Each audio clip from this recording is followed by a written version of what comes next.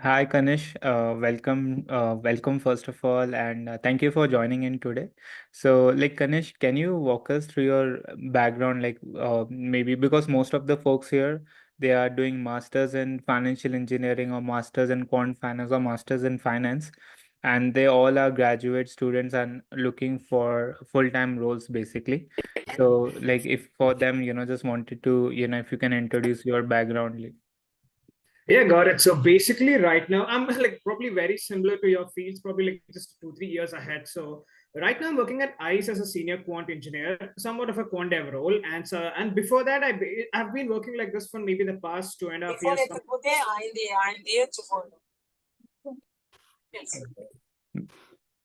Okay, I'm sorry. I'm sorry. It's fine. So I was working as a quant engineer for something close to like maybe 2.5 years till now. And prior to that, I did my master's in financial math at NCSU.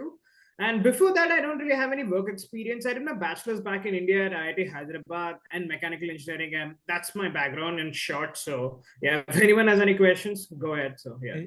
Yeah, so Kanish, when you graduated, right? I mean, of course, right now the markets are different, but the expectation remains the same, right? From a graduate level student. So, what did you felt like because you were interviewing for different firms? So, just wanted to understand, when you were talking to recruiters, what did you felt is some of the expectations? Actually, I would say one thing you have to be very careful in this case is you have to analyze your own background very like carefully. So, for example, as I mentioned, like a lot of my peers actually had work experience before their masters, and subsequently, I didn't have any. So that you have to analyze your own background, your own resume really well. So you have to know how to exactly project yourself. For example, someone with no work ex, even though he's a master's graduate, you can't really expect to go for some sort of a senior roles or something of that sort. Your chances for these are going to be pretty less. So ideally, like for example, see if you want to project yourself as someone fresh in this field, someone new, at least that's the way I did in the end. For example, actually, I can straight up talk about my job experience. So in the beginning, a lot of my batchmates, all of them were experienced professionals before their masters. So even well, like because we are all part of the same group and stuff like that. So I ended up actually applying for a lot of senior roles and maybe like even manager roles. Not exactly sure about my own profile properly. So because I was assuming that the masters anyways is going to compensate for my lack of experience, but somehow I didn't get many calls back at all. So subsequently, when I rearranged my whole profile resume, I started applying for roles, and the way I presented myself was something like I'm a white paper who's willing to learn, who's willing to adapt to your company, like learn as quickly as possible and with no prior experience. In that case, I started getting a lot of calls and subsequently like job offers too. So it depends on how you want your profile to be. There are some things probably any company in this field kind of expects you to be good at. Something is basic math and statistics and even stochastic calculus, something people expect you to know. Like you, the thing is, if you do not have much information there, it's almost kind of frowned upon. So like for example, like I actually took an interview of a candidate very recently, and it kind of felt weird when like we were interviewing him and we asked him something as simple as like, do you know what Bernoulli distribution is? And he had a blank face, so it fell a bit off. So that is probably the basic prerequisite for no matter which field you go to. Either it's a credit risk field, a market risk field, like some sort of a pricing and derivative, or any field in this, but in like in quant. The second thing, yeah, statistics and like basic math and probabilities is a must have. Subsequently, like I would say there are some concepts. For example, VAR is a concept which is probably it is overused in all facets of a field. So being good at VAR, at least understanding it, being able to basically like articulate what exactly it is probably very important. So that is one like a flag there. Remember, like don't, because the thing is what happens is when interviews and all, see, all interviewers kind of expect the candidate not to know everything. Like you will have fields where you have studied, you have fields where you haven't studied, and 2 years of masters is nowhere close enough to actually giving you like a full broad view of what like different companies function. So what happens is in this particular case they just resort to fail safe questions. These are basically the math questions. They're like, does this candidate have the basic knowledge? And if they want to look for like finance, I think the first thing they just jump upon is VAR. Like, does this person knows VAR? If he knows about VAR and stuff, maybe a little bit of Black Scholes, a little bit of the like the delta concepts, general like basic Greeks, and maybe if that's also the case, some company, if you're going more towards the credit risk side or mortgage, they may ask you even like the put call party, even the bond, not the put call party, I'm sorry, the bond equations, something like the price yield relationship and stuff like that. So those are the general topics to know. And basically, yeah, I would say, I think one primary thing, probably multiple people will say this multiple times, is whatever you put on your resume, be absolutely clear with it. It's fine if you don't put a lot of stuff. I've had like batchmates of friends who have gone into that vicious trap where they like basically fill their resume with a lot of stuff they don't really know. Whenever they went to interviews, they were getting called out for that, and like, they were not passing the like rounds at all. Subsequently, because they started getting desperate, they started adding more stuff into their resume, and that became a vicious cycle where every single time they went to a resume, it had more and more stuff what they didn't know. It's fine even if your resume is much more condensed, like concentrated, and it doesn't have a lot of like nuance in it, or a lot of like separation of like multiple different kind of projects. Even if like a couple, it's fine, but be very thorough with them, because eventually you will have what, like maybe a 45-hour interview or something of that sort. And generally, like after asking you basic questions, the most things I'll ask about is your basically your projects, your resume, like what is your current, even maybe prior work experience before your masters if you have it, like me. And mostly it's projects and masters, so those you have to be very thorough, and every single line in the resume you're supposed to know why you have written it, and be able to at least answer a couple of questions which may result out of there, some sort of an offshoot of whatever you've written there. So that is probably like a brief summary of what I think is. So please ask me any questions if needed, and Mehul, you too. Yeah. Yeah, Ganesh. Of course, like I have a bunch of questions, and of course, the other people can also ask. So, issue is, as you said, you need to. The thing is, the market is competitive, right? And issues with, I mean, you do not see like when we graduated, it was May, right? And that time, still the market was much better as what you see right now. And now the issue that most of the people faces, they're not getting interview calls, even though like, so what do you think are some of the projects, or let's say keywords, anything on that area, like what people should put on their resume? Or let's say when you look at a resume, what are certain things that, good, green, I mean, red flags or green flags that should be there in the resume? Actually, Mahul, I think, okay, this is probably relevant to this particular case. So it kind of depends on how the market environment is. For example, in a very free market, something like where we joined, honestly, like it didn't matter if you have a lot of depth on certain subjects, or you didn't have a lot of, actually, if you had a more of keywords, I would put it this way. Whenever you applied for like a job, your resume didn't really have to match a job. So in that point of time where there is such a large free market and everyone is getting roles, multiple roles, in fact, it was like companies are just taking a square peg and dropping into like a circular hole. So that didn't even make sense. Basically, like wherever there's some sort of an adequate knowledge, they almost straight up hire them. But right now it's almost pretty different. So the market is much more tighter. Companies are not willing to basically like hire whoever they like.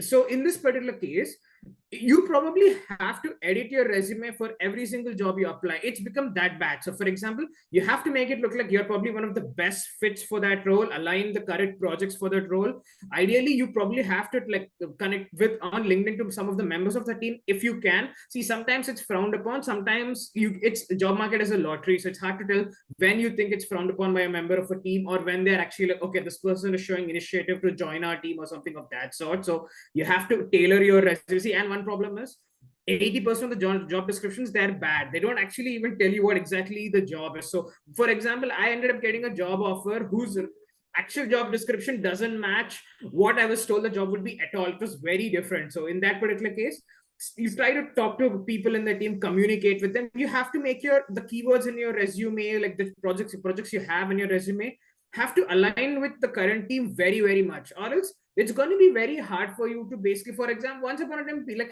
HR used to get some god bonus like some 300 different resumes. It used to take half of it, throw it to the hiring manager. The hiring manager is like, okay, these are pretty good. The company is saying there's a lot of money, like maybe there are 10 openings here. Okay, let's hire some random 10 people. But right now there's an excessive amount of scrutiny on each resume. So I would say right now probably way more research is required, but I would say there's a good point here too. So if they think your resume actually is very similar to what they need, their requirements in that particular case, it's actually better to, because once you actually pass to the harder rounds, I would say sometimes in these interviews, the screening itself is the worst around compared to the interview themselves, because these interviews are hard. See, some companies, the interviews are dumb, like they're just some behavior questions and the interviews are done. Some companies, they're going to really technical rounds, ask you to submit like code, talk about like actual, like you'll have multiple rounds with multiple people. So the thing is, the second they call you for a super day, that means they're taking a chance. You have become a part of a smaller subset of a very large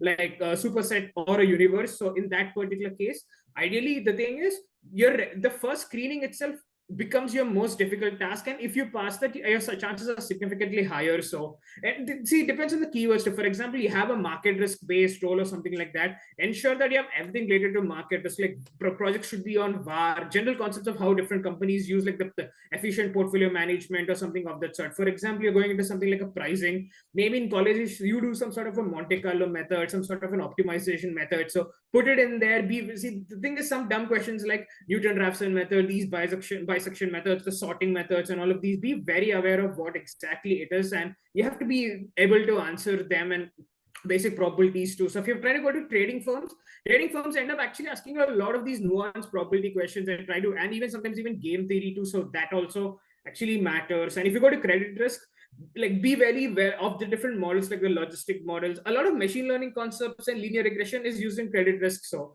you have to, your resume right now, I think it's in this current market, you have to build it to your job. Like you have to look very closely at the job requirements. It can't be like you build one resume and just you try to apply for like maybe some 20-30 jobs. So it's much more limited there. Probably have like 4 or 5 different copies of a resume, each specializing on one set of projects. So even if you haven't done something like that, acquiring knowledge in a short term is probably difficult, but try to expand on your current one. For example, you need not have some 6 projects trying to basically be on credit risk. Have 2 of them, but put in enough detail. So you'll also have, eventually when you put like enough detail, you learn about the different lines you have written there. Maybe you have done different sort of project in your college. So that's a learning process. So anyways, do that. So eventually, like right now, that's how I think, my personal opinion, how the market is. Maybe like different, but like at least according to my viewpoints, or maybe different people have different like versions and different opinions of how they see how things happen around them. So at least, okay, that's my opinion, and hopefully anyone has any questions, so please let me know. I mean, sorry, I'm asking a lot of question, Courage. But let's say when most of the mentees, how, because I only make their resume. So how how I have structured their resumes: one credit risk project, one project on market risk, one project on derivative pricing, one project on fixed income modeling, and something on linear regression modeling, or basically testing all the assumptions, and something on those areas. And then maybe one, or maybe if someone wants to go on to portfolio side, then they have this Farmer French 3 factor, 5 factor model, or efficient frontier. But so that's how the resumes are aligned for, I mean, folks, in, if you see over in the call. So do you think that's a good thing to do, or like do you suggest anything, like you said, like as you said, right? I mean, have like 3 to 4 copies of resume, but Yeah, but my whole thing is, when we actually applied for jobs, my resume was exactly resembling what you said.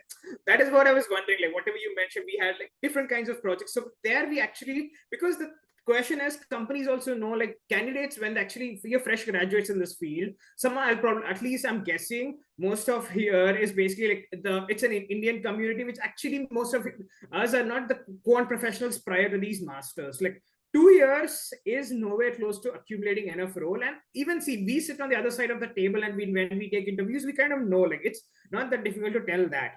But the problem again arises is, if you have a lot of knowledge, it's fine, but it's about how the companies themselves are. See, some roles, especially if you have these lot of, see, a lot of big banks and stuff like that, they end up hiring a lot of candidates. Even now too, even in this bad market, they still end up hiring a lot of candidates. In this particular cases, these resumes are good. Actually, they show like some sort of a, see, it's always about the pros and the cons. These resumes also are good. It depends on how you want to project your resume. See, for example, like I know one batchmate, even though he graduated with us, he oriented his resume completely to match like the the mortgage based models, and that's how he cracked a job in that particular field. So it depends. Either you can be somewhat of a jack of all trades or a master of one.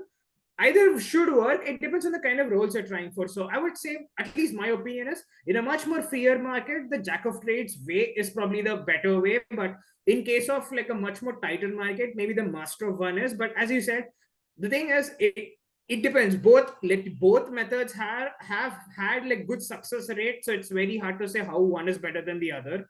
You can have like a very basically like I would say my resume when I graduated. So in fact, because I had almost zero experience, almost no experience when I graduated. I was a fresher, so what I did, my resume basically had like 5 projects. One was on portfolio management, one was on market risk, one was on credit risk, one was on machine learning, and the last one was something like a derivative pricing. Literally 5 different projects of 5 different fields. And I was asked this question basically, like, multiple interviews asked me this question, and I was like, you have worked a lot on different kinds of projects, like do you have any particular experience? So I gave a very frank answer. So I'm very relatively new to this field. This is what this is the kind of knowledge I have accumulated in the past couple of years of my master's degree. So I would like to learn more about each individual field and explore about it. So because I don't have any preconceived knowledge about how this particular field is or something of that sort. So it depends. So it depends on the kind of teams you're going to. If you're trying to go for very limited, eccentric, or very smaller firms, like for example, it depends on which core functionality of a team. For example, I work in a team which is a very compact. In this particular case, they would like someone with a very compact skill set. They rather, like, even if there is like he doesn't have a lot of broader knowledge. And like, see, for honestly, my current team, I work in something which is a mix of derivative pricing and market risk. So there, like, even if I don't put any credit, like even the interviews, when we ask the questions to candidates, we almost don't ask credit risk or some sort of credit risk based questions if it's not in the resume. Vice versa, maybe in some bank firms you'll have the reverse. But for example, I've noticed, like, I've talked to another member who works in a similar firm. In his case, they basically look at someone who has basic qualifications. So they kind of ask on all the 5 different projects they have. They try to see a broader knowledge. Thus, is this person capable of filling multiple roles in the organizations? Especially, this is very common in consultancy firms. So, like, the big four, right? EY, PwC, and like Deloitte. These companies specifically look for that. They actually, because these companies, the way their internal organization is structured is multiple teams randomly work on different sets of projects. For example, they take contracts from other banks. Like, you have a PwC who works for BofA or something like a JP Morgan or something of that sort. There you have project based work, and someone who has a bit of experience in it, they would rather prefer a broader, someone with a very breadth rather than depth in the knowledge. So it kind of depends on the firms. And if you're trying to look for like big banks and like a lot of these like consultancy firms, maybe having a lot of like breadth in your resume is good. But if you're trying for something very niche, there you probably need a much more depth. So it depends on how you orient your resume. Either way is good enough. As I mentioned earlier, both of them have a lot of success rate. Okay, so any other question, guys? I mean, before I want to ask other people to please ask if they have any questions in mind.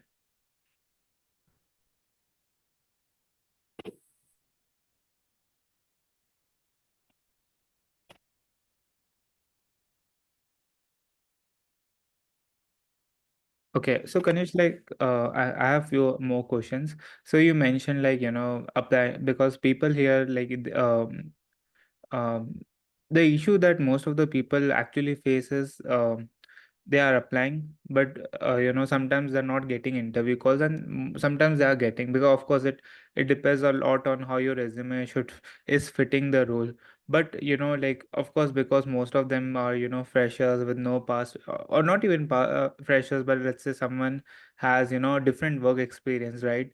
Back in India, now they are pursuing this. So any suggestion for those candidates, like what they should do, or like what they should do differently, so that the chances of their resume get chances of like them getting selected is high. I understand you mentioned, like, okay, either you can have diverse resume or you can have a very specific resume. But let's say your role, right? And let's say if we see any role in your organization, they see, let's say, a bunch of things which they do not know, right? Of course, like a lot of folks are not exposed to a lot of other things. So Yeah. what should they do over those roles? Like, Actually, I would say one main thing I've noticed is right now in this bad market, especially networking has become way more important. Like, once upon a time, we used to hardly care about networking and like directly apply for roles. At least I personally always never network when I apply for roles. So, for example, I'll tell you about like my personal experience with my own team. My manager is someone who prefers if candidates actually show like they want to be in the role or something of that sort. So people who have contact, basically when he does screening, he talks to members of our team, And literally what happens is the people who have directly contacted members on our team to ask about the role and stuff like that, those resumes are literally put on the top before, like for calling for super day or interviews. So right now, see, sometimes there is like a disadvantage for this too, because some people don't take it that well. They're like something of that sort. So right now, networking has become way important. So I would say it's much more hard work and it's much more effort too. But right, if you're applying for a role and if you like it, see, we try to see, we are all like immigrants who probably are here and we are looking for some sort of a job. So we apply for almost everything which is there, and we try our best to end up at least having one safe option and eventually moving to the rest. So I would say, but eventually you will have your own interest, maybe certain jobs in that huge list of roles you're applying for, you will probably like. So in this particular case, I would say go for the best case option, which is try to find out members of the team, try to contact them on LinkedIn, ask them about the role, talk to them, basically try to show your interest out there. It's there is almost, especially when you talk to teams which have a lot of American bosses, the work culture here is they appreciate that interest. So they don't actually, they are not basically dissuaded by a particular candidate's maybe over enthusiasm. So you can contact them, you can inquire about the job, you can learn more about them basically, and you can have conversations with them and then apply for the role. You can sometimes you can straight up ask them, is there something I need to learn or something of that sort. Like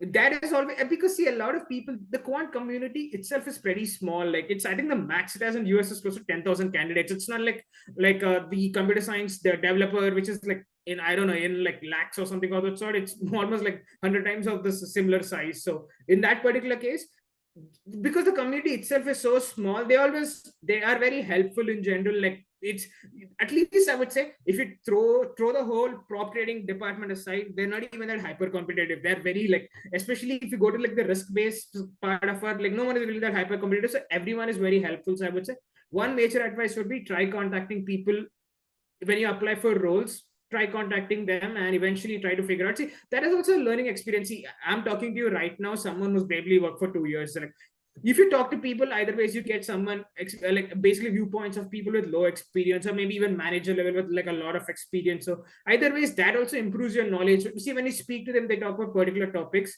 That itself is a learning experience. I would say talk to as many people as possible and eventually like apply for your roles that way. So that is, at least I would say, surprisingly very helpful. At least my personal experience, as I mentioned, my boss literally, he takes a resume of people who have contacted the team first and literally puts them on the top. So it's some, I would say, like may not work, may work, but I would advise contact people in different, like, for basically networking has become very important right now. So I would say that's an important, especially for fresh graduates. Once you have experience, that's a different case. Then you basically, it's your work ex and your skill set is that's probably the only thing which matters, unless you're applying for some sort of like it. See, for example, like some firms, for example, something like a Citadel, it's probably very hard to crack. That in that case, they straight up look at your bachelor's degrees GPA and they go that deep into it. So, but general firms in general, basically, like no, not really like, so like trading firms or something of that sort, the general banks and all, they don't go that far. So it should be pretty helpful. And the quant community is reasonable and you can take people's help and learn from them. So that is one advice I would have. And basically in terms of knowledge itself, it's very, I would it depends on your interests. As I mentioned, there's some topics everyone expects you to know, or it's kind of straight up you frowned upon. Okay, this person looks like he doesn't even know this. You don't want the candidate to get that opinion. See, if he finds loopholes in your knowledge, it's all right. Like it's a known thing, everyone does not know everything. People are always going to have it. See, the interview is not about, they don't really look at your knowledge, they more look, it's, you're tested about your interviewing skills rather than your actual knowledge. So it's about how you present yourself, and you have to basically have to look smart and like act, not maybe act to it. So it depends on that. So it's about how you answer the questions, project yourself, and present yourself. That is probably the more important one. So see, I've heard like one of the thing is some interviews are hard. Like one of like for example, my firm has a very like hard interview. We end up having a super day with close to like 6 rounds. And if three teams say yes, we almost had, and basically, unless we, not even that, unless we have in the 6 different rounds, one person basically says like a straight up, very like straight, no, this candidate is not worthy of the role. Everyone has a very neutral opinion to post, so they end up hiring because they know like either you have a very hard interview or some firm there's the interviews are just dumb. I ended up getting a role at Morningstar where I wasn't asked a single technical questions. They literally asked me behavior questions, and I was hired in the end. And I was like, I kept on expecting, will there be some sort of a technical role? And honestly, that was the reason I even didn't take the job. I was like, this looks a bit weird. Like, they didn't ask me a single technical questions. Questions will they just make me serve coffee to people and basically move around things? I was like, let's not go here. Part of me was like that. So it depends on what kind of Yeah. opportunity. So it's that. So yeah. Yeah. Also, Kanish, like, because when you were graduating, right? So, what kind of, because there are so many subjects to study now, when, I mean, of course, it depends on the roles also, but like, how did you study? How did you did your preparation? Because we studied derivatives, stochastic calculus, Monte Carlo, then we have fixed income, risk management, there's machine learning, right? So many subjects. So, what was your preparation style? See, ideally, the thing is, other than your coursework, if you want to see, there are a lot of these interview materials. I think, see, Green Book is almost like a Bible in our field. Somehow or the other, people, even the interviewers themselves, because at some point of time they've actually ended up looking into the Green Book itself, they're going to ask you questions from there, or at least similar questions. I would say, no matter what what interest you have, just go through the Green Book at least once. Don't avoid like missing that. At least basically skim through it and try to understand the questions, or even worst case scenario, just by heart the answer. I would say like Green Book is something which is almost mandatory. And apart from that, as I mentioned, like, see, the thing is, see, some topics are almost, probably I'm repeating myself again, but like VAR is something you have to know. Basic statistics and like probability, you probably have to know at least. If you do not answer these questions, you don't want to basically create that sense of doubt in the interview. Like, okay, this person is not able to answer trivial. See, it is better if you're able to answer all sorts of trivial questions, and you don't, and you find yourself facing difficulty asking tougher questions. That's very understandable. Like, it'll be weird if you answer a very complicated question and subsequently you're asked a very dumb question, and you have a very blank face and don't really realize what's happening there. So that case, and I would say, because in our field you'll end up having some sort of like a black shawl. See, our field essentially, at least my experience has been, you need to have a basic math, basic coding skills, and you need to have basic financial knowledge. These three are basically the three pillars of our field. So it depends on whatever you want to. You should be able to at least look that you're good in at least minimum two of them, or else it's going to be very hard. And coding, I guess it's something. See, the thing is, I would say the weirdest one to learn in these three is probably the coding skills, because it's very hard to learn how to code academically. Like, however people put it, you can do like a trillion number of courses on different places. Like a lot of websites, colleges also recommend you basically do this, do that. It's very hard for you to learn, even in your projects too, because the actual code you write when you go to a job is kind of pretty different. So I would say, like, focus on at least one language you should be somewhat reasonably good at, maybe be able to answer questions on that. For example, like, at least the language I used the most was Python. So Python was probably my primary language in my resume, then followed by R or something of the sort. Right now in the industry, people mostly work with Python, R, and C++. These are like the major languages used. Depends on the team. Like, for example, a lot of like sell side, like banks and all with high, like they kind of use C++. A lot of buy side firms right now use Python. So it kind of depends, but generally one language you should be able to answer questions. You may not be an expert in it, but at least understand questions in that subject, answer questions. See, for example, I would say you have these lot of a gazillion number of pages on net, like interview questions and so on, so subject. So prepare that. I would say that's probably the least you can do. Prepare for questions in a coding language. Financial language, probably, see, the thing is, the whole basic risk based concept, like, or basically the market efficiency based concept. So I think there's an author called as JC Hurl. He has a couple of books and multiple, I think, be at least the basic ones, basic risk, and like similar concepts like these Sharpe ratio, like basically the UMA, the general basic volatility, how returns are calculated, and that stuff. Those you have to know. Like, you probably have to be very thorough with them. And because eventually you have to be very thorough with them, and then from then you can expand your knowledge on the kind of, because everyone doesn't have similarly infinite time to learn. Like, you'll have certain amount of time, you have to strategize, like where I want to spend time. For example, like, I had an interview, and before that I literally spent like maybe 2-3 days just binge watching Udemy's videos on like these time series models and machine learning models, basically to just prepare for the interview. So if you think that interview probably requires that sort of knowledge, you have to put the long hours. So that is probably the case. If you're kind of interested in that part, maybe machine learning, time series, some sort of a cross-section analysis, probably, at least I use Udemy. You probably have like other ways to learn about it and stuff like that. So the thing is, coding based knowledge is a bit difficult to gain comparatively, but you still have to be somewhat well versed, because eventually I would say in these three facets of like three pillars of like basically our field I talked about, coding probably ranks the most highest for the most number of roles. Most of the quant analyst roles, they actually, you need a lot of coding skills and maybe financial skills, and the math skills are probably on the lower side. A lot of places you understand what it says, but you probably don't have to actually like solve problems on your own.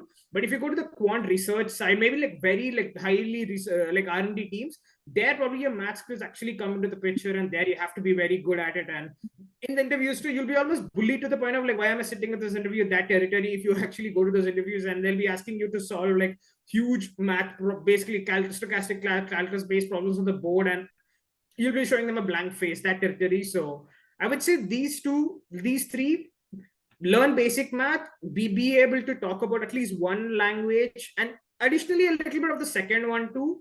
Hopefully I would say some combination of one of the coding based languages and one some sort of a database language, see SQL, something like that, at least in the bare minimum. You don't have to know how to actually like see those basic stuff like joins and mergers, I guess you have in SQL, so basically understand that.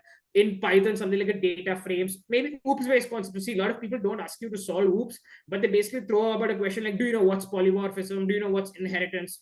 Be able to explain that, and that should be good enough. And in terms of financial knowledge, I would say the basic Greeks based knowledge, like the delta, gamma, basically the put call parity, the interest rates, how like interest rates work and that stuff, and subsequently like what is risk in general, different risk metrics. And hopefully this should be good, and you can expand your knowledge from here. So yeah, let me know if anyone has any other questions. Yeah, guys, please, Kanish is, one such friend I have, very frank, and whatever he knows, he is very friendly, friendly to share all this knowledge. So if you have any questions, please ask him. Banks and trading firms. Yeah,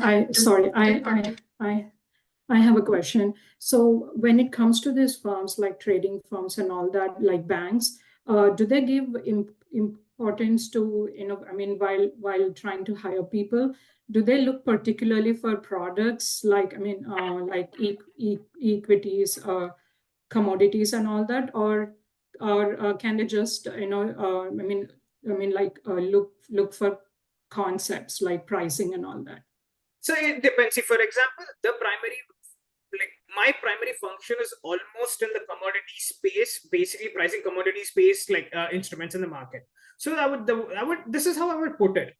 For a fresh graduate, people won't actually expect you to know a lot of stuff. Like, see, the thing is, like, you will not know any of it. Even how much of a theoretical concept you have learned, you literally won't know what it is unless you look at a product, understand what it is. For example, like we primarily do futures and commodities and options, like basically exotic options and that space. So in the particular case, see, the basic concepts, like you have to understand like the black shovels and like those are expected, like those are the basic backbones of this, like what is a European option, and what is for an American option. You have these basic models like the binomial model, and like expand from there. So no one expects you to actually understand the products, because you don't have any work experience. It's very hard for you to understand like maybe how a product in oil behaves in a particular way, why this is priced in a market in such a way. That's a very like niche bit of information. Only someone who has worked in the field, someone who has actually built the model knows. So as you mentioned, it's more of the pricing itself. So if you look at these trading firms too, they would rather know like your level of math. See, the thing is, this is something a lot of trading, especially in this field of trading, they look at math very like strongly. Like your math has to be really, really strong there, and that is probably where they care. And eventually the pricing models and all. See, how do I put it? Like these firms, they implement their own pricing models internally. So in that particular case, your knowledge actually doesn't even matter anymore. Like you need to know the basic stuff of what the backbone of the field is. For example, why a particular place makes a certain assumption, like, okay, this is, we assume that a certain product be, for example, something like for example, there's some sort of an Asian option in the market. There are like 2-3 models which price it, something like a moment matching model, something like a current model, or something of that sort. They make a couple of assumptions there. For example, this is the volatility for these underlyings are always normal, so it behaves this way. That's why we use this model. That's a very like those you don't really have to know the intricacies of this, but you kind of have to like basically able to tell like, okay, why we use American option, at least what's the flaws, basically what's the basically why do we use like European option, like what's the flaw in the argument, for example, interest like volatilities are constant, and we have a lot of flaws in these argument. At least conceptually you should be very clear on them, like your fundamentals there have to be like, at least for trading firms they have to be very strong. Like if someone says a particular assumption on the market, like why do you assume stock is not stocks, maybe the stocks behave in a different way or something of that sort, or like what is the underlying, like how is the futures price compared to a stock and that stuff. It's more of the pricing knowledge rather than the actual, like you mentioned, you don't have to know the option, like basically how a commodity behaves in the market or an equity behaves in the market. So no one is really going to ask you and please explain to me why the Apple stocks behave this way. Like no one's going to ask you that question, but something of that sort. It's more about your fundamentals and your concepts there. Yeah. Okay, so I have one question. Do we have technical assessment tests, like as you mentioned for coding, like we should be having like some kind of till good extent we should be having knowledge of Python or R. So do they actually ask us to code, or do they give some assessment test for that, or just the random, like just one-to-one questions, like what is an inheritance and things. It's a mix of, see, the thing is, it's a bit of both. So for example, I would say, see, some firms there where they end up basically some big bank role has some sort of a quant analyst role, and like basically something like maybe even every year, god knows, almost every graduate who basically graduates throws his resume there and applies for that role. They need to screen people, and they find code reviews are probably the best way to screen people. Throw a test on coding, either it's like a straight up code or some sort of an MCQ which tells how a code behaves or something of that sort. So that is one of the easiest way of screening. So the thing is, those cases right now, I don't even know how those work, because especially with how how GPT basically AI has also grown, most of the coding questions, you throw them in the latest version, you'll probably get a result out. So that's still there. But as I mentioned, they're going to be, some companies are still going to give you tests on please solve this, or some companies may make it way more analytical, like you have to understand it, it's not something where you can directly solve it. That happens in interviews too. People ask you, so for example, questions like can you tell me like what's inheritance, what's polymorphism. People throw that question around, okay, what's a pointer, like basically different types of data in like Python or like data frames or something like that. So they throw that question around and they ask you to. So both happen. It depends on the kind of role too. So like you kind of probably, I would say the first case you're probably much more equipped with it. Like if you have a test, I would say it's kind of easier to answer it. Interviews are probably like you don't know who throws a curveball at you, but either ways you still have to be prepared for both of them. Like you can't avoid one and assume. It's almost like you have to prepare for both of them. Okay. So All, sorry. yeah, also Shivan, I just want to add, like few of the mentees I spoke with, so I saw like it's basically they're also getting home-based study, so in which they are basically given certain assignments to solve using Python. So sometimes they'll give you case studies like this, and sometimes they'll ask you very few times they'll ask you to code. But depends, if you're applying for quant developer role, then it will happen. Oh, Yeah, because in my case, I think we solved it together. I got a case. Basically, I got the coding base. Like I was asked to write code, and me and Mehul we wrote it together. So yeah, that's also there. Yeah. Yeah, I mean, definitely you can take bunch of help, I guess. That's what we all do in our masters. So yeah. yeah. Okay. Nice. Any other question, guys? Please feel free to ask Kanish. I guess it's very important to ask and understand from him like what's going on. So please ask. So Yeah, hey, I hi, have, Kanishk. sorry, Yeah, go please. ahead, Yes. Okay. Yeah. So I recently got a tip from someone saying that for Python part, we should practice much more of the lead codes like easy to medium one, and especially the data manipulation, those ones. Uh, so do you think this is a good idea? See, the thing is, it's not. I would say I would put it this way. It's definitely not a bad idea. For example, a lot of these firms they ask you sometimes when they want to see. It's about how the interviewer himself presents itself. See, but he doesn't really want to look at God knows try to prepare questions from elsewhere. So the easiest way to is lead code. But the thing is, it's about how you want to make your own time efficient. Going through lead code. See, I would say if you have an year's time, probably like every day maybe 10 minutes or maybe 20 minutes of lead code will actually make you really good at it, and you can be maybe even 6 months or some 3-4 months, or you probably have to put some investment in there. But if it's a short term, probably something like an interview guide is probably the better way. See, learning lead code, because as I mentioned, a lot of people, like someone like me also, I'm not going to try creating a question on my own. I want to search for online portals or wherever to ask questions, and lead code is a good source for me to ask questions to. It's about that investment reward risk thing. So if you have a reasonable amount of time, it is good to learn lead code, and lead code is always helpful. I've talked to one of my former teammates who basically went to like a trading firm, and she mentioned for the what I asked her, like, how do you prepare for the code? She said, like, I spent like almost 6 months in lead code. Like every day I used to do it for at least like 15 to 20 minutes, at least half an hour. And that helped me a lot. Basically, because most of the questions she was asked, she said they're from lead code. But I would say like like the thing is, if you just learn lead code answers, but don't really know the underlying concept, you can get caught in interviews. For example, you answer a very complicated question, but they're like, can you tell me how this is done? And you don't really know it. It kind of becomes a bit iffy. So at least learn the basics. If you have time, you can go through lead code, and lead code is definitely helpful. That is there. Also, like Kanish, like which roles requires lead code in general? Like, is it like all the roles like quant analyst, quant researcher, quant developer, quant trader, or is it like few roles only require that?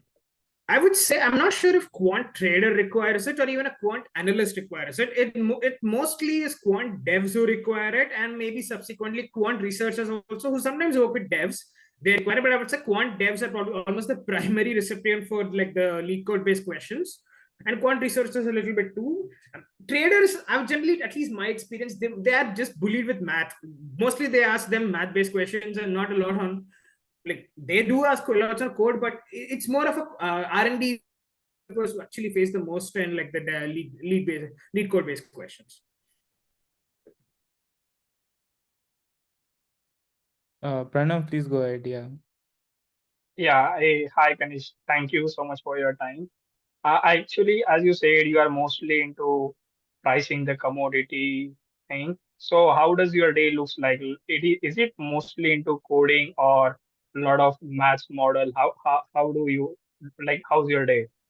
So basically, my team is almost something very similar to like a quant dev team, which basically builds models. So I would say most of my day is coding. So what happens is, we work with the research team who kind of like documents a model and tries to basically create a model conceptually. We try to build that model. So the thing is, I don't have to solve something on with math on the board, like that. That's not my job description, but more something like, if someone presents something like an equation there, I should be able to understand what this equation is it right or something of that sort, and correct. Is it algorithmically, does it make sense? Mathematically, if someone says they've done some sort of integral here, does that make sense? Eventually I have to build a model for it, which is basically coding. So my current role is probably, it's mostly, I would say it is coding only, but yeah, that's how at least my role is. It's very similar to like how a quant dev is. So yeah, we just build models, and build models here is build the code for the model. So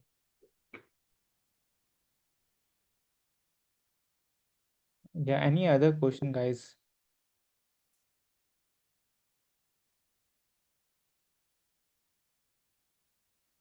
I have a question. Sure. Hey, Ganesh. So you briefly talked about networking and then reaching out to people. So my question is, so do you suggest reaching out to people who are hiring, or do you want like randomly just message people, your connections, or like new random people? What do see, I you would put it, yeah. So my advice is, see, the thing, it's all about your time and efficiency. So randomly messaging people, I don't know how fruitful or rewarding it is. I won't really recommend that. I would put it this way: if you are applying for a role and you really like the role, like if this is, see, for example, out of the 100 roles you've applied for, maybe you like some 20 roles out of them, or 15 of them. Those 20 roles, try to identify like which team they are or something of that sort. It takes a bit of time initially, but probably later it's kind of easy for you to identify, to see, for example, compact organizations, it's kind of much easier to identify, like, okay, there's this team here, there so and so many people here, it's probably this person is the hiring manager there. In that particular case, try to contact someone on the team. I would say that is probably, I would say, a clever way of networking. See, you can message a lot of people, but I'm guessing it's one of those cases where it's like resume screening itself. A lot of people will respond, but both of them, most of the responses are going to be like half-assed, and they're not really going to be, it's not going to be, I don't know how efficient and rewarding it will be. So I would say, when I say networking, it's more of a targeted networking. It's not, you can still apply if you have time, you can apply for god knows n number of, I would say, but if it's about your own time efficiency. So ideally, I would say, like a particular role and you really like their role, go all in for it. Like try to find out who a member of the team is, a couple of them, contact them, basically ask them for their advice and stuff like that. So what do they look for someone on the team, and eventually you can even build your resume that way and send it to them. So yeah. Okay, maybe a follow-up if you don't mind. Yeah, go ahead. Yeah, so when you said like team members, usually on LinkedIn, it's either the hiring manager or the HR, someone. So Yeah. like, can you maybe tell us like how do we know who are the team members? Like I just It's curious. almost it's almost brute forcing on LinkedIn. For example, you find some manager, you'll have like a number of suggestions there. You probably go to their thing, try to figure, okay, this person, what team is he sitting on? What team is the manager sitting on? Do they look same? It's almost brute forcing that. Exactly. Like it takes a bit of time. You have to Okay. look at suggestions, I guess, and basically see, for example, some the thing is that not it doesn't always work. Some like for example, like sometimes something like who's this random person contact me out of nowhere? I don't want to reply. You have that case also. So it's more about it's going through pages on LinkedIn or some sort of like you have these different websites. So I try to you identify the hiring manager. It takes time, but you can somewhat identify members of the team or understand where the team is in the organization is. Okay, got it. Yeah, just wanted to get an idea as to, yeah, thank you. That helps, yeah. Also, Geet, just want to add one more thing. See, I get a lot of messages from students, and they say, "Oh, can this is my resume, and can you refer me for the position? Which position?" They don't write which position are they looking for, and nothing. Like, so if let's say if you're basically even if you guys are sending something over LinkedIn, please add which position are you looking for, what is the requisition ID, because even if I want to refer that, now I'm not interested. Yeah, and I would add one more thing too. See, maybe this is somewhat I have found is when you're actually trying to contact someone, right? Don't directly throw in something like, okay, there is this so and so position open. Can you directly? I would say try to make a conversation first. Like, I don't like see a lot of people sometimes see they're busy and working professional. Somewhere in the morning he's busy, gets a mail. Some person basically like, okay, there's so and so opening on your team. I want a referral. Can you give it to me? It makes people more mad. So I would like try to make a conversation first, like talk to them, like basically like the thing is the other side knows you're roundabout trying to come to the you're coming to that point. You want a referral from them, but don't let that be like sometimes it's straight up very offensive. You straight up ask them. So I would like a couple of sentences, something like try to show that you're interested in that opposite party, interested to learn from them. See, a lot of people like to say they a lot of people are not good listeners. They actually like to say their experience, something like that. So it's a give an opportunity for probably the other person to talk, maybe a couple say like you're in his opinions on the role, like what his team requires, and then eventually, okay, thanks a lot for your help, can you also refer me to this role? I think that's probably the better way of doing it, and it's your success rate also is probably higher that way. So yeah, especially I've had experience where some person when I'm at like really like busy and all, so that actually sends a very like curt looking response. I am so and so, give me a referral. I'm like, why? I'm not your father. Like, why will I randomly give a referral of nowhere if you're like being very blunt and curt about it? So be polite, try to make conversation, and then kind of you can ask for it. And eventually, no, people give. I would say this also something maybe off color, but a lot of people, if they recommend someone, the companies pay them. So a lot of people are not against giving resumes to because they get paid, and it's a reasonable amount of money. Like some firms offer like 3,000 to 5,000. So if like people are willing to kind of like recommend people, but if you're being polite and nice about it, they'll definitely do it for you. If you're being very rude for about it, they're like, no, let's not do it. So I mean, that's also there. Okay, thank you. So maybe a last one. So if I possibly, do a combination of what you told and what Mehul told. So like, do you guys like, give referrals in general to a random person on LinkedIn? I'm just curious. That's it. Yeah, I'm we just do curious. some. See, sometimes the thing is, sometimes as a see, there is two things. There's a financial incentive there, which whoever says is he's fine with it. He's not. You're not as up for it. The second thing is, see, sometimes like you also see, for example, you're in a team or like you're basically part of some team. stranger contacts you and you give him a referral, still that way you're still the first point of contact for that person. It's a connection for you to see. Connections are not always, see, the misconception is connection always goes from the junior to senior. Not exactly. It's a lot from, it's a 50-50 relationship from the senior to junior to, especially this is the known thing that a lot of people, when they actually go older and become way senior in the organization, but not, how do I put it, senior in terms of experience but not hierarchy, they're very helpful to newbies. Like a lot of people take a lot of time, so you see posts on LinkedIn, they take the time, basically they want to talk to people, spread their knowledge and experience in the field. So I have seen a lot of people give resumes. That's a thing. And like, if you're very nice about it, they give resumes and they do it and they follow up on your applications too. Sometimes like, okay, so you have contacted them. See, one thing is the second you have given a resume and it looks like you're passed a screening or something, still try to be in touch with them or contact, let them know, okay, your organization has accepted my interview. It looks like an interview and stuff like that. So it's basically like, it's a to and fro relationship. It's not a one directional relationship where always the person asking for the resume is almost on like, he's almost in a very like low position. So it's a 2D relationship and it works both ways. So people do give relationships to random strangers. It's not a very like, it's, I would say most of these cases, especially most of people do give, it's a majority who give like to strangers. It's not a minority. So that's always there. Also, Geet, like I give so many referrals on a position, like there was this hiring manager at show up, they said, dude, we got 10 referrals from you, please let other also refer. So sometimes that's where, I actually said, folks, I cannot refer you, just apply directly. Dude, I give referrals left, right, center.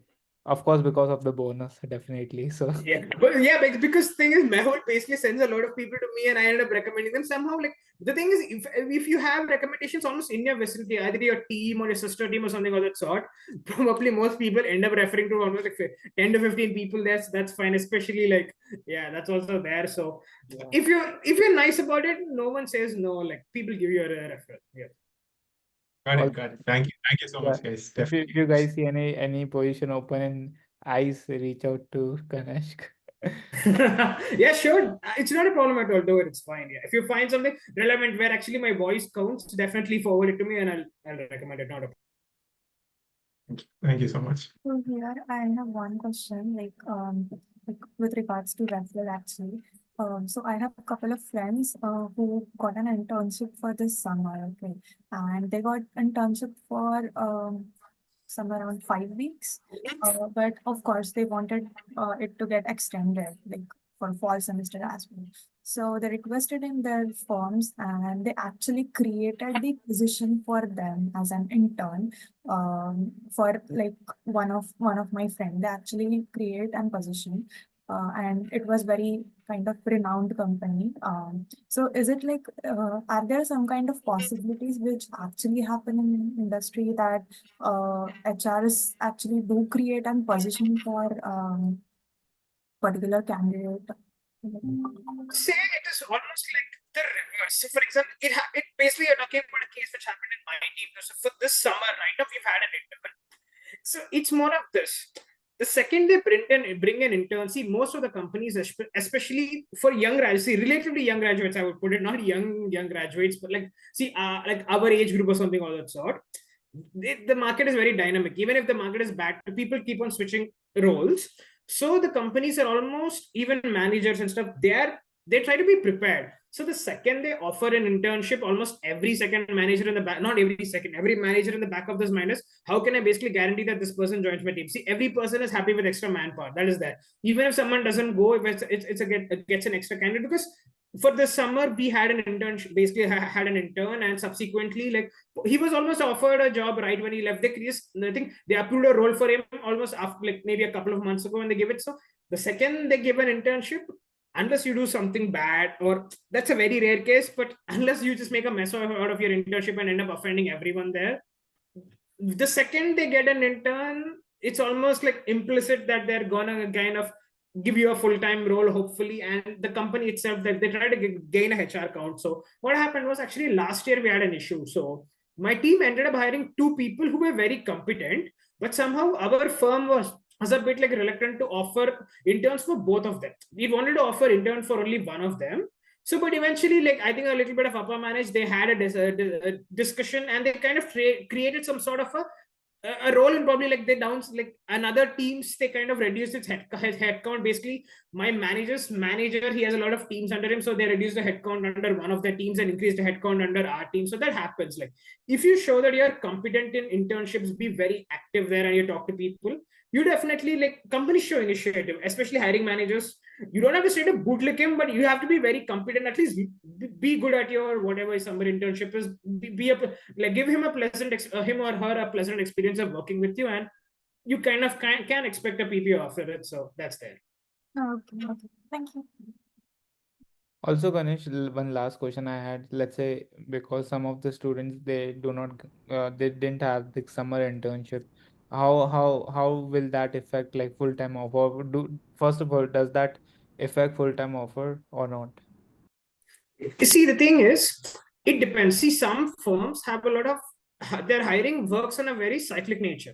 Like basically, like every like they end up hiring in a like so. For that case, you have the whole like the system of get an intern, eventually convert this person because they're expecting someone else to go out. This person eventually becomes his replacement in that case. But actually, most of the hiring, in fact, in the market is more impromptu. It's people because they shift out. Basically, someone finds a better opportunity and he basically gives a 15-day notice and is like, let me go, and he leaves or he or she leaves, and they basically use it to fill in that vacancy. For that particular case, the whole intern non-intern concept is not that important, but it's, I would say actually 80% is skewing it quite a bit. I would probably put it almost like a 40-60, where 40% is probably the intern to full-time transfer and 60% is probably the roles open up themselves. So I think one advantage, anyways, is for fresh grads, they will probably prefer someone with an intern because it's very hard for you, because work experience is more real compared to actual education. It's harder, it's easier to gauge people on their work experience with their companies or something of that sort. So companies are more guarded that way, but it should not be like it's very difficult. I would say it's not like if I don't get an internship, I will never get a job. It is harder. If anyone says otherwise, they're just lying. It is definitely harder compared to like an internship, but it's not like it's impossible or it's a very low probability thing. You have to put it, maybe the guy who has an intern has a much higher probability, but the guy who doesn't have it will still get roles. It's not like a very like, if you most of them should end up getting good roles too. So it's only a very minor who's probably the profile itself is very jaded and not a good profile, and that's why he or she didn't get a role. But it's something like that. You have to acknowledge that it's going to be more difficult, but it's not a very improbable event. You still, most of people I know who haven't done internships to end up getting a good full-time role. So that's Yeah. there. Also, Shivani, like most of our batchmates didn't get an intern, but all of us got full-time offers. So it's, I mean, yeah. So just want to make, don't worry if in case you don't have an intern, focus on full-time roles. Yeah. Right, right. No, I'm just having like couple of queries regarding internship actually. I'm getting like kind of interviews for plain finance position for internship, like finance intern or portfolio management intern, things like that. But if I want to work corely in quant, does that experience would really matters, or would it create a wrong impression, like it is changing our paths? I mean, Actually, not. I would put it this way. The thing is, a lot of firms, when they look at interns, right, see, the work itself matters, but it's more of a screening scene. The fact that you have passed an internship for another role, succeeded to basically go into that role and work for that firm, is a big plus. It doesn't see, but it doesn't have to be. They won't be like, oh, this. See, the thing is, it depends on what is your other alternative. If you do not want to accept that internship, do you have a good alternative? See, some colleges offer good summer programs. Sometimes they end up being way more useful than internship, because one of my ex-colleagues, he kind of mentioned that his internship at a firm was kind of miserable. He spent the whole summer kind of converting Python code to R code and basic Python to R code, and that's it. Like that was the internship, and because it was so bad, he didn't even go for that role. They offered him a PPA. He's like, this is not what I want to do. So internships are not always good. Sometimes projects with different under a prof or something it's a better alternative. But as you mentioned, the fact that you actually got an internship sometimes counts more for the fact that you ended up. See, the thing is, succeeding to get a job is a big thing. It's not like a very trivial thing. So when you go to someone, say that I qualified for this internship, like, and I basically did work there, the fact, as I mentioned, the fact that you got the internship also counts. See, for example, interests change. It's not always like, see, the thing is, if you look at some of the, especially our field, right, the person who probably just enrolls in the first 1 month, his aspirations is going to be very different from the guy who's going to, or person who's going to apply for the role in the last 3 months. What he says from his mouth also is going to be very different. Forget about like how the resume is. Like, he'll say something, like the person says something, I want to do this and this. By the time he's graduating, no, I want to do this. So that changes, and the internship also could be a result of that. That's fine. Like, as you mentioned, it's a good thing basically doing an internship. It's not a, if you do it in a different field too, it's never a, what do you say, the thing, it's never like a, not a black mark per se, but it's not detrimental to your current role. So Oh, okay, okay, got it. All right, guys. Any last questions from Ganesh?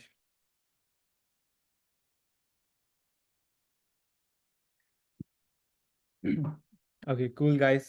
Thank you, Kanish. Thank you for joining in today, and thank you for sharing your experience, man. and no problem, it's fine. Yeah. Anything for you, Mahul? Huh? Yeah. Uh, Thanks, man. Thank you so much. Also, I want rest of you to please stay. I'm sorry, you said something, No, Mahul? no. I just want the rest of the people to stay.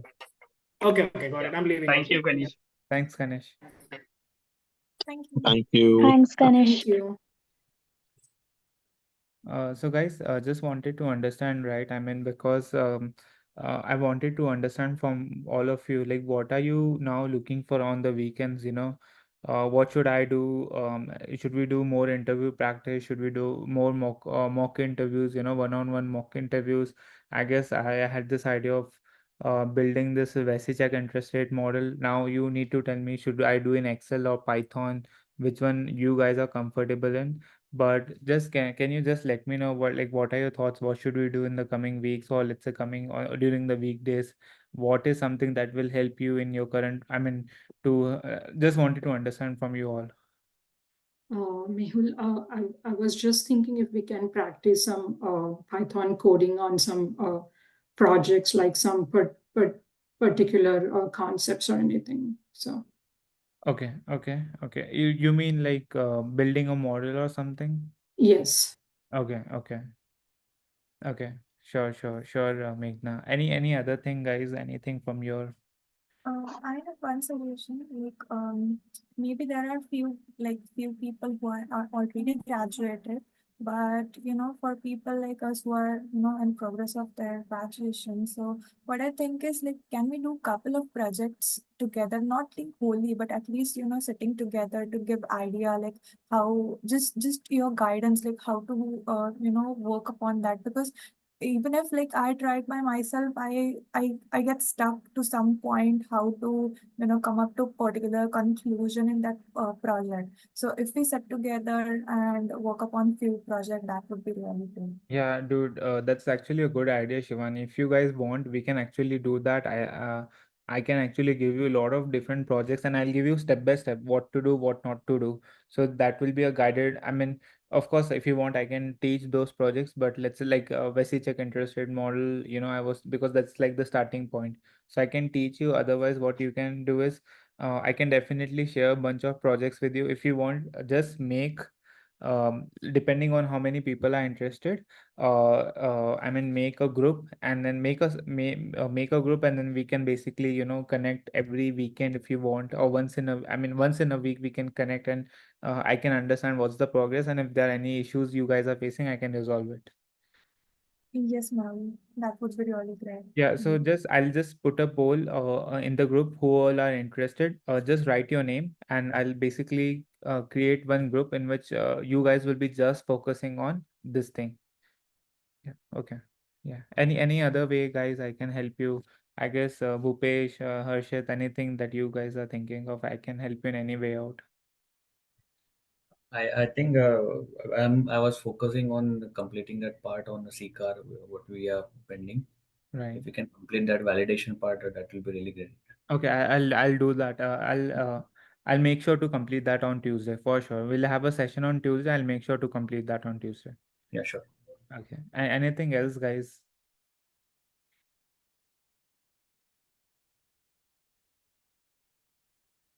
So okay. So yeah. Also, just can you guys tell me VesiCheck interest rate model? Do you want me to teach in Python or do you want me to teach in Excel? What actually works for you? If you can tell me. I think Python would be a better option. Python should work Yeah, well. yeah, I think so. Python, you guys want to do in Python? Yeah. yeah. No problem. Okay, I can definitely do in Python. But only thing is, l- um, when I do in Excel, it becomes very easy to explain what's happening. You know, Python, I mean, Python is like really easy. I mean, I can get the codes from ChatGPT and I can explain you each and everything. I mean, pretty very easy for me. But I'm not sure how many of you would be able to understand. But I can definitely take both the routes. So that's why I was thinking, should we do in Python or Excel? Like my inclination was more towards Excel, but Yeah, me too. Because understanding the financial concept behind that is more important, I think. Coding stuff we can get through ChatGPT and stuff. okay, okay, cool guys. Yeah. Any other thing, any other way I can help you guys?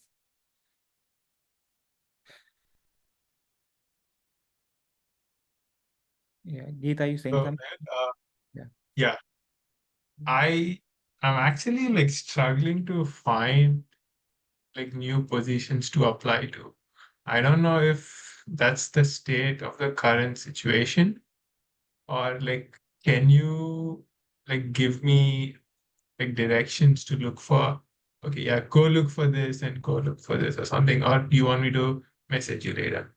I mean, I guess Bhupesh, like, can you tell, like, are you finding roles or anyone who's actively applying? I guess Harshit, what's your take? Are you seeing any active roles for full-time positions? So There are very few new positions coming up in on the LinkedIn actually. But as per our conversation, Mehul, I think we should also look for the portals when you are applying to any one role on via LinkedIn. Just look for the other positions which are available on the company's website. So that will help. But there are, yes, it's true that there are very few positions now coming up in the market. so that's true, Mehul. There are a little less fresh openings when compared to 1.5, 2 months back. So, but again, as Bhupesh stated, if there's one posting about specific position from a firm on LinkedIn, then there's a certain chance that there'll be a little more on their career portal, which is still not fetched by LinkedIn. So that's what I am doing, and also I try to maintain a list of companies. You also shared a few hundred companies on the group. I try to go to their career site every now and then. So, for example, suppose a big firm like Goldman or Barclays, they uh, they do receive several new openings every now and then on their portal. So if you visit their portal like every 5 days, suppose, then you must find new openings if there are any, and make an application now and then, there itself. So that's what I do from past few days. But just sticking to LinkedIn and making the applications on alerts is not enough since there are no new positions. Right. So I guess the take is maybe visiting all the, all the website career page is important. Maybe check, all those firms which I mentioned in the group. Also, I'll just share the roles and you can search for those roles basically. And also, maybe, get some buddy, maybe I mean, Harshit is like great, Bhupesh is great, talk to them, on a maybe daily basis, alternate basis. How did you do? How many applications you filed? I mean, get some buddies all together because if someone is filing 50 and you're filing 30, you had that motivation to file more. I guess I was speaking to Saket and he said he was doing 100 applications a day. Am I right, Saket? Yeah, Okay. on few days, like I also did 150 at times. So were you using any extension, Chrome extension to file applications?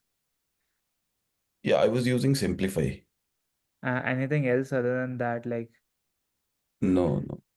I was not using any other extensions. But I what I discovered while I was applying is that uh, there are a lot of roles which seem to be not specifically related to quants, but then I was still applying to those roles. And I got a few interviews from those roles as well, because right now the most important for me was to get any job so that I have a leverage to search for what I want to work in for Right. next job. So that's why I was applying to a lot of roles which were directly related to quant also. So I think that might help. If Okay. you have something in hand, it would give confidence to like look for what you are actually is uh, uh, what you actually want to work in. Okay, okay. Yeah, maybe Geet, good take is maybe have be friends with Harshit and Bhupesh, because I know Harshit, Bhupesh are they already are good friends. Maybe try contacting them, understand how many applications. And it's like a healthy way of discussing and helping each other out. So Sure. maybe try to Yeah. do that. Yeah. I'll text them, but I don't want to slow them down because I think I apply way more less than they do because they probably are like literally more actively looking than I am. Right. Yeah, I'll be tied down with something and then yeah, but I'll try to like contact them frequently so that Yeah. yeah for and I think maybe one more thing is like can I apply for more than one position at the same like Of firm? course, of course. I mean, for in a organization, if you see 50 openings, you can apply all 50. I remember almost like 18 months back when I had a plan to switch from regions to some other place. I had applied to 80, 90 application at Citibank because that time they were hiring insanely. Okay. Yeah, that I was helps. about to give the same example, Mehul. Okay. Currently, I have around 35 applications open at one organization. So This yeah. this exhausts the like relevant roles on any career portal. Yeah. Also, guys, one more thing which please understand is you might see certain positions which are like 6 months old, and you might think, oh, these people are not recruiting anymore. Let me, just leave that application. Don't do that. My position just got filled at Regions, and it's been how much 10 to 11 months. And that's where, don't think if in case you see any position which is 6 months old, 8 months old, but it's still accepting application, it is highly probably that they are still recruiting. So so even if you see any positions open more than 6 months, just apply to that. Don't stop.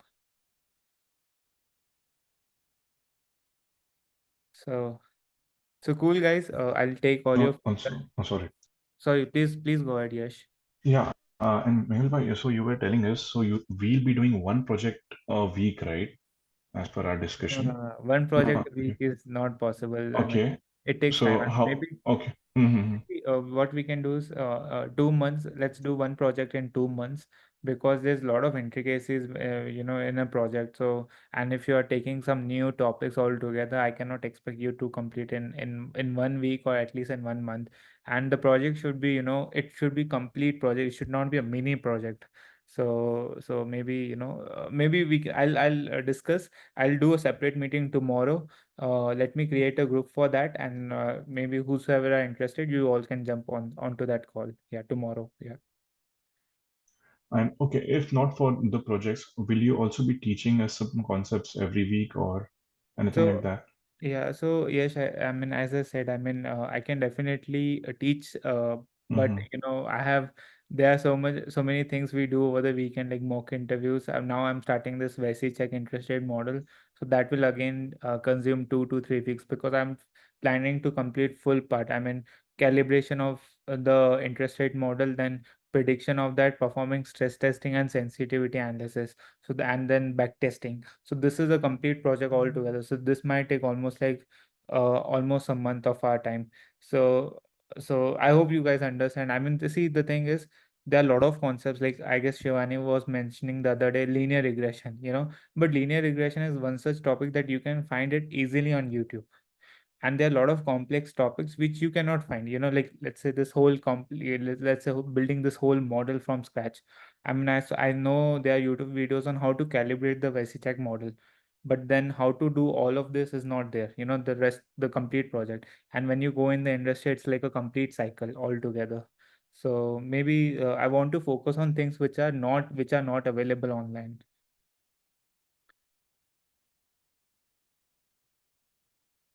Also, I just want to ask one thing here, like before having any session, like any technical session, okay, or academic session, can you just put some topics on our group, like what we have to study prior attending this session? I mean, that would be really great. So like we can have like proper linkage in that session, right? That's Sure. one. I'll do that. I'll make sure I'll do that. Yeah. Thank you. Any other question, guys? Okay, so I'll take that as no. So let me know if in case any you guys need any help, please let me know. We can schedule a call, and I'll post in the group. And please be active. If you have any questions, please ask in the group. It's just not me. There are so many people out there who's ready to help. I guess Nayan is so active. I really appreciate Nayan because he's always active in posting. Some or the other events happening or some or the other Python code. So please try to share resources. If you find something good, some video lecture, some article which is good, please share in the group. Try to be as much active in the group so that you can benefit it from each other. So all right, guys, I wish you a great night ahead, and thank you all for joining in today. Thank you, Thanks, Mehul. man. Thank you. Thank you, Mehul. Thank you, Mehul. Thank you. Thank you.